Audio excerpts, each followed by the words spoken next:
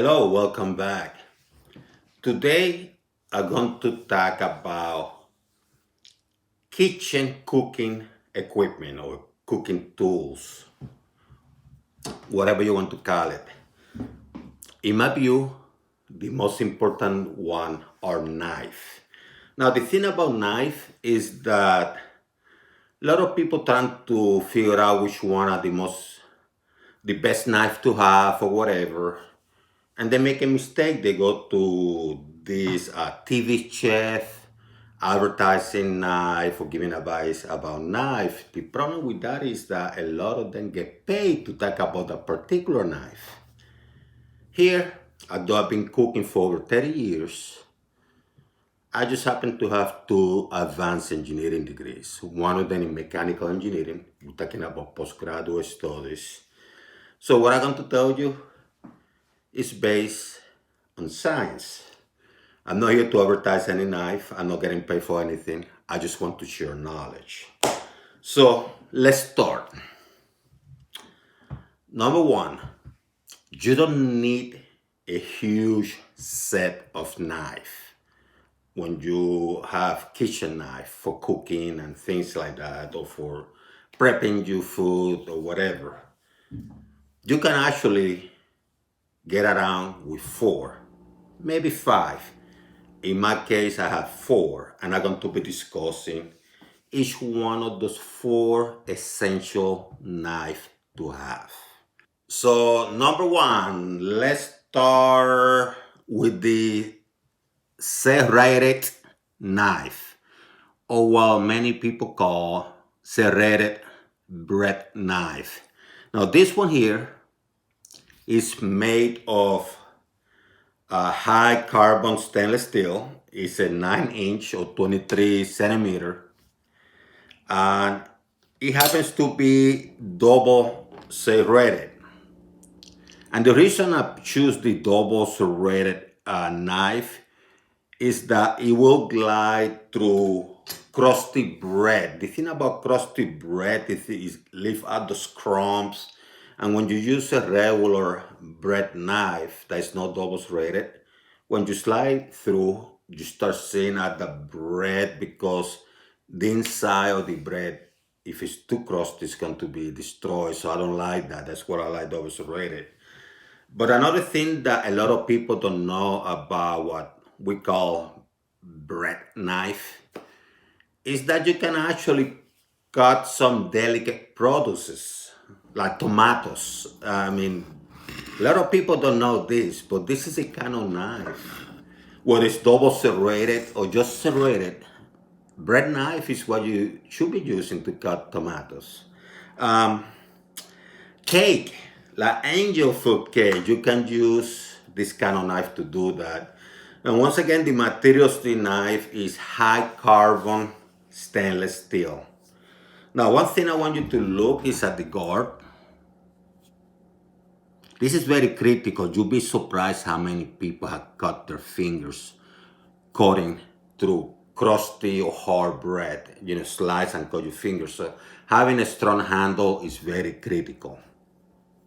Number two, not because it's the second best, because actually this is the knife that I use the less. This is a petty knife. It's a 3.5-inch. You can use 2.5 to 4 inches. I like 3.5-inch. It's also high carbon stainless steel, but in reality, it doesn't have to, because you don't use it a lot. You can use it when you are slicing garlic. You can use it for cutting herbs. But in my case, I use it the most when I'm dealing with peppers, like hot peppers or small sweet peppers, because I like to, kind of cut it. I try to do like shortcuts and clean the seeds. So really, it's just a petty knife. Doesn't have to be too fancy. It's just to do those little cuts that when you need to clean stuff, that a bigger knife might be a little bit more difficult. 3.5-inch or 9 centimeter. Number three, now we're getting to the heavy duty stuff. Look at this baby. This is a 8-inch cook knife, or what many people call chef knife. Before getting to the details, one thing I want you to notice, see the handle, the protection in this handle? That's very critical. Because when you're cutting, you want to make sure that your fingers are protected. This is a good knife, by the way. It's a German knife, heavy duty, high carbon stainless steel. Once again, I have a finger guard, 8 inches or 20 centimeter. It's all purpose. You can use it for chopping, mincing, slicing, and dicing, for everything. Heavy duty work, like cutting meats. I have got rabbit with it. I have got duck, chicken, cut through the bone. Now, this knife is sharp, but it's not as sharp as people think because it's thick. It's a heavy duty knife. I mean, don't get me wrong, you would cut your finger with it. So don't mess around. But because you're dealing with stronger pieces of meat, it's not sharp as people think. You're also dealing with heavy vegetables like potatoes. When you cut in potatoes, the big ones, this is the knife to use. You can just, you can do some of the work that the paring knife does with this one. This is a knife that you can use for everything. High carbon stainless steel, German. I went with the German one because of their 200 years of tradition in building this kind of knife. That was the only reason. I'm sure there's some good American knife out there like this. Number four, one of my very favorite, and this is a Japanese knife, by the way, intentionally selected. It's a 5.5-inch Santoku knife, a Japanese knife. This is for medium-sized tasks. For example, if you need to cut your butter, nice squares, this is the knife. This thing is very sharp, by the way, extremely sharp. In my case, when I'm cooking tuna fish, steaks or scallops, and then I want to make them pretty by doing that precise cut, this is the knife. When you're slicing your tuna fish and you see that beautiful tuna slice, this is the knife. I'm not kidding you. This is a very sharp, high quality knife. If you want to cut baby carrots, this is a knife. Shallots. Sometimes when I'm doing seafood and I want to slice very thin limes or lemons, this is the knife. The kind of steel is VG, as Victor, Gamma, VG, the letters. In essence, it's what they call super steel that is wear and corrosion resistance. You have 68 macro layers of Damascus clothing look. You can see here. What it does is when you cut in your vegetables and things like that, it doesn't stick in the knife.